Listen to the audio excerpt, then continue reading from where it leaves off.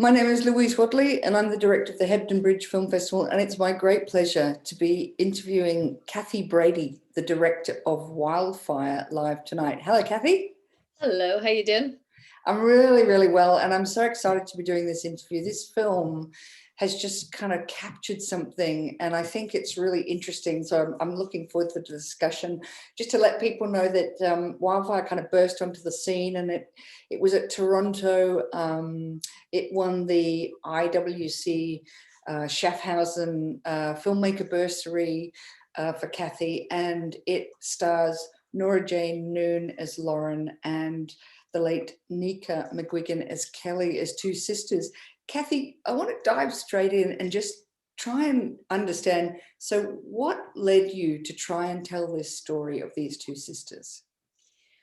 Well, this is quite unusual because before I had an idea, I had cast, and that's not how you do it. But I had been fortunate enough to work with Nora-Jane in two shorts, one of which was my master's at the NFTS, and then my first ever short, Small Change. So I was drawn to her range and ability, and I was kind of felt like I'd only just scratched the surface. And then I came across Nika McGuigan, and we did a TV series called Can't Cope, Won't Cope. And there was something about, honestly, their energy that they had this ability to be incredibly fierce and yet vulnerable. And I thought there's such an interesting polarity in that. And I thought, what would happen if I put these two actors in a room together? It took a few weeks for it to happen, but when it happened, I literally sat back and my gut was like, I have something.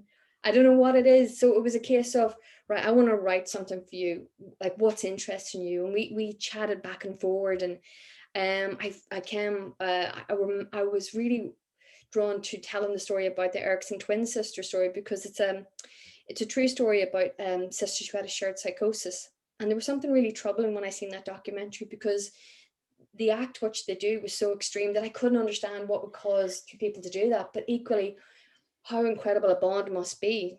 And that really became a launch pad for us to try to discover that and unlock that. And it was in around that time I met Carlo Crestodina, and I approached him with the idea of, I don't know what this is, but I want to build it from the ground up with this cast, and I want to research it.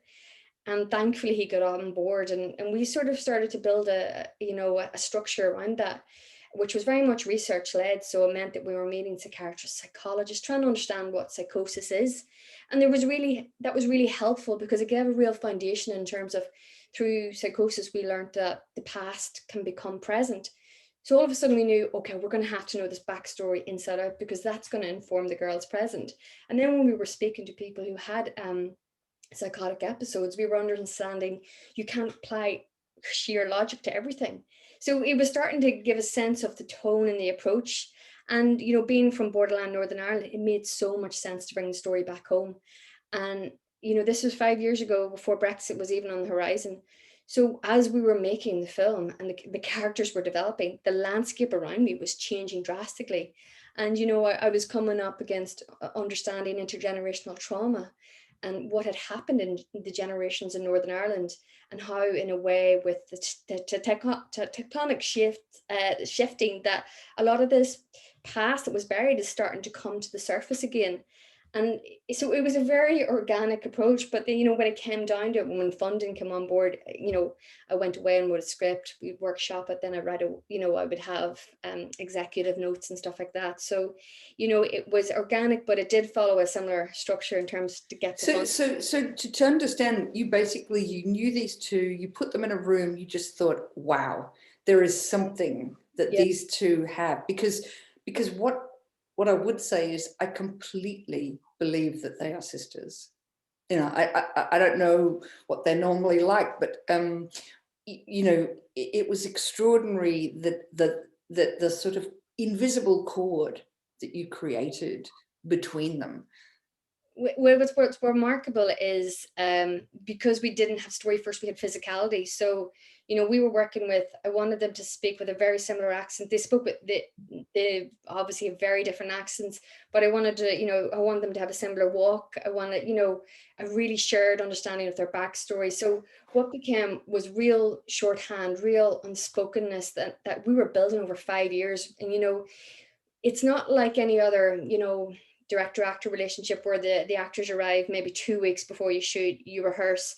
You know, we had 5 years to test out stuff, 5 years to go, really pushing, going, is this real? Is this working? Is it not? No, maybe it's not. And, you know, when you're going organic, you can go wrong routes and you can go right routes, but you find that you needed to go that path in order to get it. So I think that's why their relationship is so believable, because it was so unspoken that it was like micro expressions, you know. And that's why I can't wait until the audience get to see it in the big screen, because you will get to lean in and observe these really small exchanges, which is fascinating. So I think the performances, the girls really were fearless, you know, and they just wanted to keep digging deeper and make something that was very heartfelt. I think you certainly achieved that. I guess I want to try and understand a little bit. So to me, what's interesting about the story, there are so many layers, and, you know, you are looking at a kind of micro universe of the two sisters and the family and the mother and everything.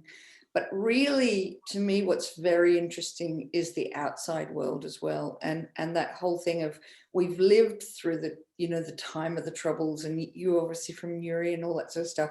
So how important was it to you to kind of, if you like, lift the lid on what we don't see, which is the sort of, forget the guns, forget the kind of big stuff we see. How important was it to you to show us what's the legacy of all that? So funny, I didn't want to make a political film, but I think what happens is the more you zoom into the personal, the more you realize that a person is informed by their environment, their family. That family is then informed by, you know, society. And, you know, so the more we drilled into the backstory, the more political it became. And I think what's unusual about this film, like, maybe because I'm a female filmmaker, maybe not, but like, I was just so drawn into human dynamic and how things were working in a very kind of, I want to observe how things work. You know, I didn't want I wanted to be character first. So in a way, you know, in terms of its approach, the film kind of, it's not like a here's men and their gun story, here's the redemption, here's the justice. In fact, what this film is more about, like, because we zoom in on the personal, it's more about the internalized violence, you know. And I couldn't help but, like, when I was doing my research, like, Northern Ireland has one of the highest antidepressant usage in the world, which is really remarkable. And then we have incredibly high suicide rates against the ceasefire babies. So you're kind of going, why is the generation that hasn't directly been involved in the Troubles really at crisis point? And what you begin to realize that you've got a generation before them, their parents, their grandparents, that are still dealing with post-traumatic stress, that there's a sense of resilience and that might be weakened, or that they just don't have the coping mechanisms. So somehow that generation that hasn't experienced the Troubles are much more vulnerable. And also what you take away is, you take away, you know, a sense of purpose and blinkered purpose, you know. And, you know, with intergenerational trauma, it's a trauma that's passed from one generation to the next. And often when the time it reaches that generation, they actually don't know what it is. What is this thing I'm carrying? But, you know, when you think then of Brexit, that you kind of feel these wounds kind of scratching, this sense of, I need purpose, I need identity, who am I? You know, and, you know, all these things that are bubbling and festering. So I think with the film, it kind of it tries to try to put words on these things, you know, because I think really that's where healing comes from. You have to understand what it is, and it's very hard to put words on this stuff. And I think by walking in these characters' shoes, you know, in a very personal way, that somehow we begin to identify with this extreme act. And so in a way, this family is really trying to keep a secret, keep a lid on the family's past, because they want to heal, they want to move on. Equally, you've got a community that, you know, there would be prisoners released, paramilitary prisoners that are released, that are living back in the community for the sake of peace. So don't challenge it. Don't talk about what happened, because we need peace. But ultimately what the film says is, how can you really find a peace if somehow the past isn't accepted or owned, you know? And I'm not talking about redemption or accountability. I'm just talking about, let's just talk about it, and how dangerous that can be in terms of. Do you know, I want to interrupt you there, because the word danger is what I've got written down here to say, I don't know why, but somehow there's a couple of scenes in particular, but the sense of danger in the movie is what really got to me. And it's like, you don't know what she's going to do. Like, you don't know how crazy she's going to be. She could go, that she could go a long way. But the scene in the pub with the guys who are watching her, and it's all very friendly. And then when it shifts after the girls stop dancing and she says, "I know who you are." Mhm. That moment in the film, for me, it's just, I felt this terrible thing on my arm, because I thought, oh my God, she's saying what no one's saying. Yeah. And we'd spent the film not saying. Yeah. And I think what's interesting is, maybe in a traditional Troubles film, that's where the film would escalate. But actually, in many ways, this film, actually, we don't get that satisfaction, because it's truer to life that these girls have to live with it. And somehow they internalize that pain even more. And I feel like maybe it isn't traditional route, but I feel like it's actually probably a more interesting thing to say, especially from a female point of view, where maybe they don't have the platform to speak out openly, and are not really, they're kicked out, and for their size, these two little women, that like, it is very intimidating, but it's incredibly brave for them just to speak the truth, and in that sense, it's like, it's empowering and it's very freeing. Yeah, I think that, but I also think what you've managed to do without having a really violent scene is this, I don't know, the legacy of it. Mm, There's so much weight in what both sides were doing in that scene. But I think also just what we were talking about before, which is that, the legacy of war and trauma and all that sort of stuff, the conflict, it's just not talked about. And there's such a pressure, I think, also within families to not talk about something. Like, when someone has committed suicide, when someone has got issues, the pressure of the whole family, which is to shut up, don't say anything, don't say anything. And I think you brought that across really well. Were you really trying to look into that whole thing about secrets and lies? And absolutely. I think, like, examining the family dynamic, because there is the fear of the truth being spoken, and there's different versions of people's version of the truth. So it's just very complicated. It's not black and white. It's incredibly grey. But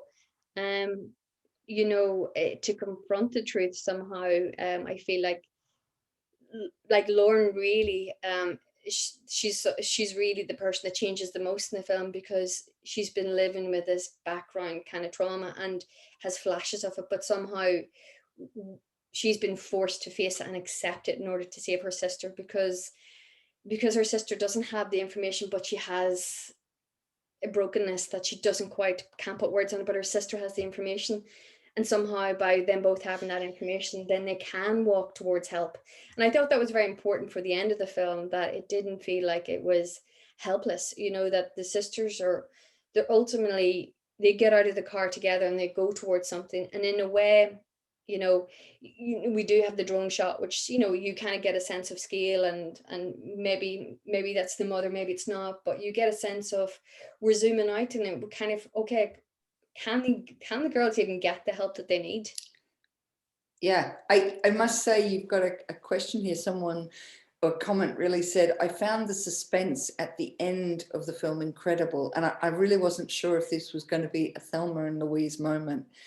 Did you intend that? And I was so glad they got out of the car and it was left like that. Thank you. Fantastic film.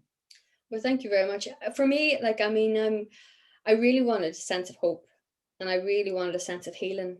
So it was always, it was from whenever I kind of realized, what the mother would have done, like, in a sense that she would have taken them to the cliff. I realized that story needed, and I remember when it came to me, I was like, oh, it really left me feeling quite funny for a day or two, and I was like, don't know how to write this. But I knew that when the two sisters would share this story, that they couldn't go down that path, because the fact that they've spoken it and they've shared that, and they said, did she love us? She loved us the best she could. That in itself is healing, and that says so much about people who are, who are going through something difficult, like even if they can't maybe make the logical choices, they're still, if they choose to whatever path they choose to take, they're still doing it from a place of love, you know, and that's what heals the girls. And them getting out of the car together, they're stronger for it. And I always knew that that had to be the way. But it's kind of funny, sometimes I would have people come in and, you know, they'd read a script and be like, are you sure about that end? And I had to reinforce it, you know. Right. So when you say, when they asked you, were you sure about that ending, were they questioning whether you should have an ending like that? No, it was more like, would you not prefer to leave it ambiguous? And I thought, Right. no, because, you know, to really walk in those girls' shoes, and, you know, I didn't want to leave an audience in that place. And that's really important for me. Yeah, because I mean, it's interesting, isn't it? Because you're dealing with trauma, and you're dealing with psychosis, and you're dealing with, I mean, as we were talking about, the intergenerational impact. And we know this from history, that the generation that is sometimes coming after, like after the Second World War, we know that the generations that came after that didn't experience what their parents had survived, but they had this terrible emotional kind of almost stone in their stomach and didn't understand why they had these complex emotions or damage. And it's legacy, isn't it? It's carried in the DNA, but also it's behavior of the parents, and, you know, maybe not being emotionally available. You know, so there's lots of different things, but I think it's so remarkable that it's carried in the DNA. It's so unspoken. And so you did quite a lot of research, weren't you? Didn't Welcome come on Yeah, board in your writing? because that was the thing. I was really I was like, if I'm going to tell a story that's going to tackle some of these difficult subjects, and I didn't even know what psychosis was before starting this film, I thought I want to be an expert in this. Um, and both of the actresses had their own experience of suicide within their own families, so we were incredibly sensitive of how we wanted to communicate a story that would deal with some of these things, and especially not to be re-triggering in any sense. It's this balance of not being re-triggering, but somehow leaving space and holding space for difficult conversations. So the Welcome to Us was amazing because we had access then to psychiatrists, psychologists, and we met support workers. We also met two sisters who had a shared psychosis. And I remember, like, because there's a much more active and a much more passive person in terms of the psychosis and how it develops itself. And one of the sisters, she would have been the more active. She said that when she realized there's something wasn't right was when she was walking home one night and she heard this noise behind her, and she looked around and it was a wolf. And she's living in Ireland, so she's like, it made no sense, but she said she remembers like running home. She was like, hardly could breathe. She was tripping, she was falling. You know, she arrived at her door, she was absolutely covered in mud, and she went to ring the doorbell, and when she looked around, it was gone. And that's when she knew there was something wrong with her, but she couldn't quite face it. And I was like, can you explain where that came from? She's like, I have no idea. And it was hearing moments like this that made me go, I have to be really careful. I'm not constantly tying things tidily up with plots. Yeah. And I know that's maybe a little untraditional, but I hope it gives this strangeness, you know. And I think Kelly feels like a very lived in character. Like Nika, for example, we built a backstory that, she, because there was something in this family that was very unspoken, that she felt pushed out and didn't quite identify with the family. So she would have spent some time working in a commune and then drifted because she still couldn't get a sense of family. And ultimately she's been on the road so long that, there's something that's kind of stirring in her, like that girl that we met, and she can't quite, her grasp of reality is slipping. So she's forced to come home and forced to confront something that she doesn't quite understand. So it was all these kind of how fact was informing fiction was so interesting. And Absolutely. like, Absolutely. it's amazing for that. I don't think they're even running the scheme in the same way, which is quite sad. That is sad, because I think one of the things that I really feel like you allow space for is the discomfort. And there's this incredible bond between the sisters, but there's so much that has happened. Like, it's really clear there's history. But Louise, I have to think there's a real generosity of an audience that can sit in that discomfort, because in real life not everyone can sit in that, so they might push it back. But for an audience that is willing to sit there and sit in the discomfort, it's a real privilege, find the audience for this film as well. Well, you've just got a few comments coming in. Someone else has written and said, powerful, affecting, thought-provoking, very authentic portrayal of trauma. Thank you. It's a great film and very brave. And someone else has said, look, community can be supportive, but it can also be stultifying. And hence the community can exert a real force for conformity, maybe. Yeah. Well, yeah, conformity, as well as that's a sense of identification. You know, in Northern Ireland, are you Catholic, are you Protestant, are you Unionist, or are you know, so it's this idea of being protective through identification, but ultimately, you know, what if you don't want to be those things either? Then where do you sit in this community? Where's your protection? And do you think that, you know, like the character, you know, the partner who's so frustrated with the sister arriving and blowing their life apart when they've been probably trying to keep it all together, and then, you know, she somehow kind of, I don't know if you remember Jane Campion's film Sweetie, but the sister comes back and blows up Kay's life, and it's a completely different film, but it reminded me a little bit about a family with trauma experienced in a different way, but the same thing is this character comes back in, and because she won't be quiet. Yeah.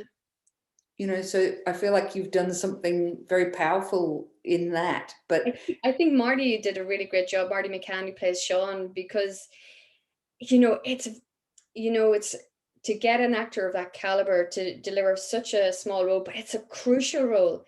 And, you know, to have the dimension, but he helps us unearth some of the family history, but he delivers it in such an interesting way. Also, you understand why Lauren is settled for a factory job, why she's boxed into the, you know, the semi-detached 3-bedroom house, because it's all safe, but equally it's what's required to live a comfortable life in this community.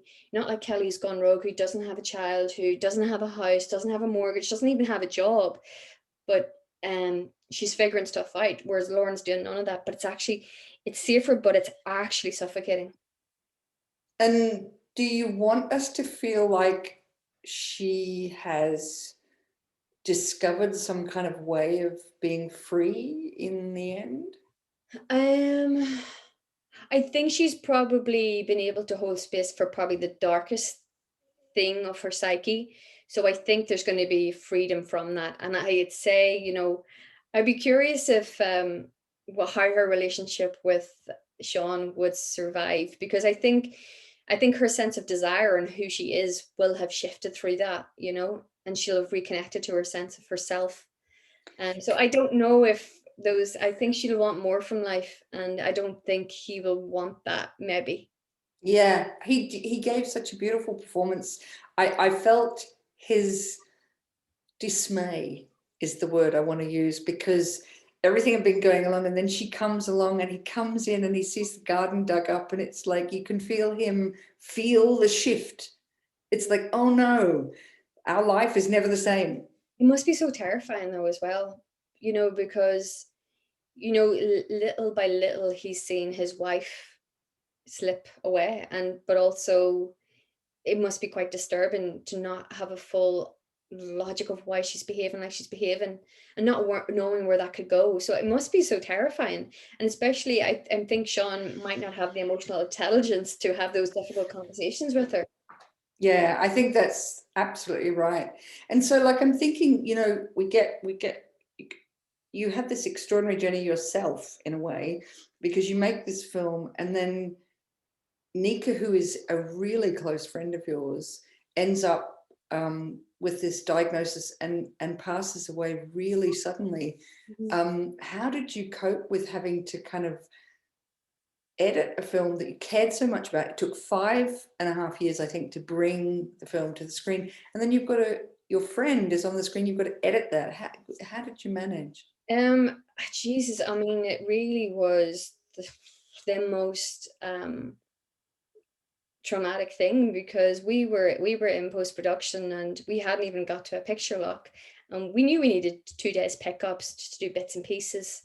And in the late June, Nika hadn't really been feeling well, and she went to the doctor, and from that to when she died was 5 weeks.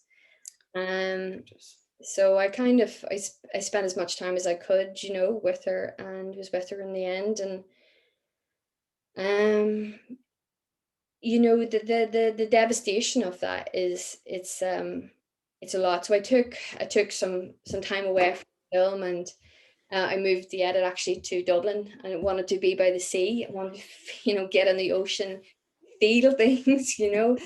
And I had an editor who embraced that. Like, we would run to the sea, jump in, and then we'd go back to the edit suite. And then by the evening, like, I was just like, I just don't have energy to do this. And but then you were like, I gotta finish this, because, you know, to have met Nika, like, I am, do you know how grateful I am that I've been able to put something so magic of her on screen, and to have known her. And she was, honestly, she was like, she was someone who would make you feel present, because she was so alive, she was so in the moment that you could not but be in the moment with her.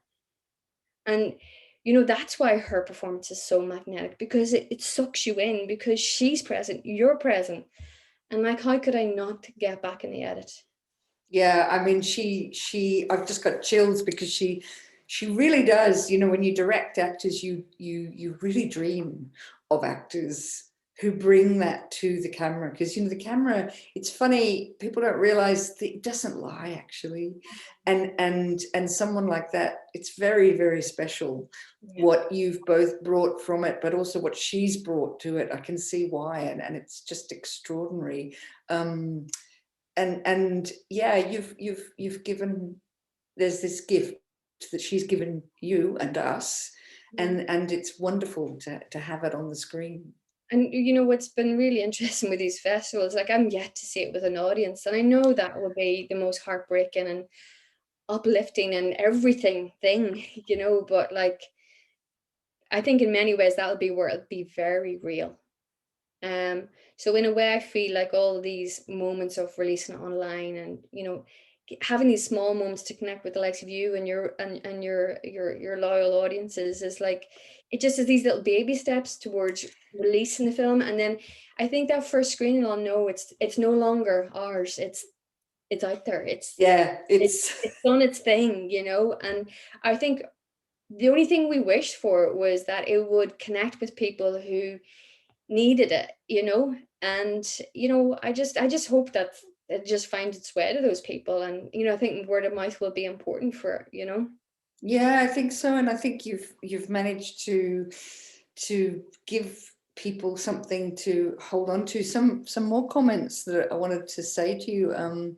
Someone said the dynamic of moving on but suddenly becoming front of mind once it's reignited is really well done.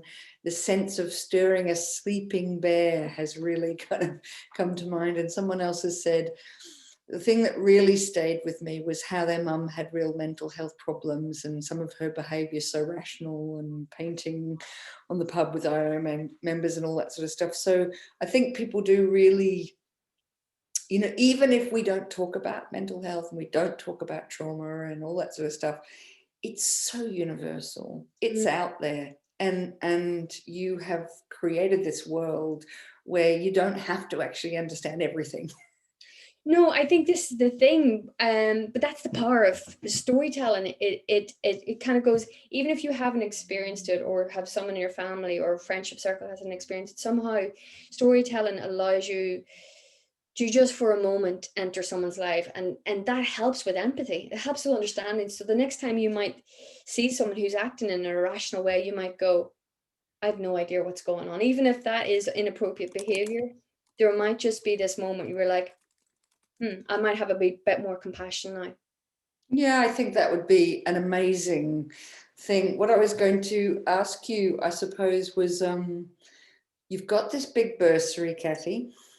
Mhm. You managed to get through the edit. You've become a cold water swimmer.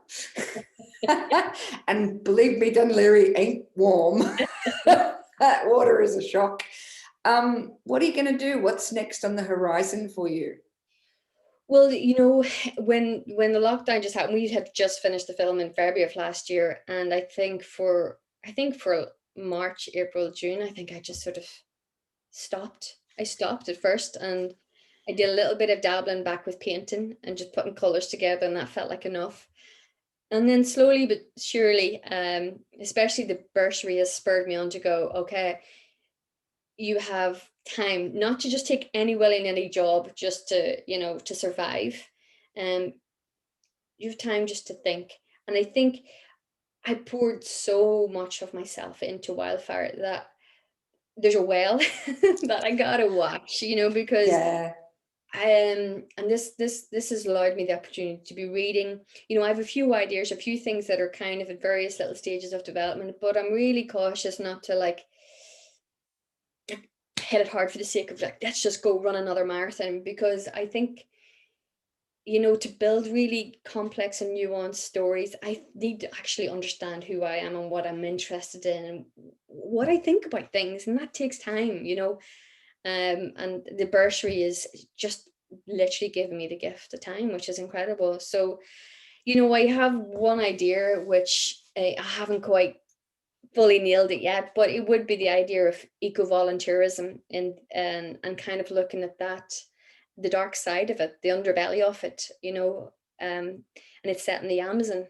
And so, So eco-volunteers in the Amazon. And when you say the dark side, what do you mean? well, it's I think the more you read into volunteering, it can be a very complicated subject. Like, there's it's are you necessarily doing the good that you think you're doing? And it's quite complicated. It's a very difficult conversation to navigate, and I'm working on my way to try to understand that story before I can share it, and it is so, because it's so complicated. And it's kind of, it's the idea of the white savior in a way. Well, I love the fact that you're not going to shy away from telling difficult stories, and we can't wait to see what you do next. But we're also delighted that you have the time and the space, because you definitely need, as you say, as a creative person, when you've poured yourself into this, to take, the time you need to look after yourself. And we're all in a time, aren't we? We're in the time of the pandemic. So many people going through so much. I think we understand a bit more. We need to take that care. Because there's so much pressure on doing, and so little emphasis on just being, and I know that sounds really glib, but it's the bloody truth. Like, when for too long we've considered who we are as what we do. That's the pandemic has showed us that's not the case. You strip all these things away, are you happy? Who are you? And it boils down to your relationships. It boils down to, what you feel like you want to give, what you want to do. And you have to figure that stuff out, and that can change on a week by week basis.